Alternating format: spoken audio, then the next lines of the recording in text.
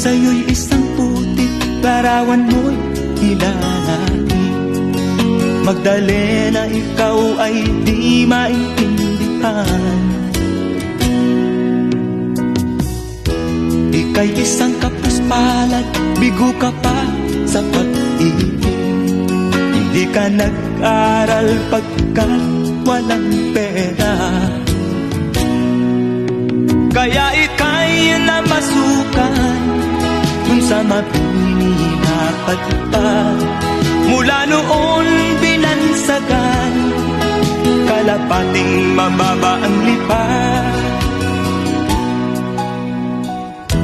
Hindi mo man ito nais, ika'y walang magagawa, pagkat kailangan mo mabuhay sa mundo.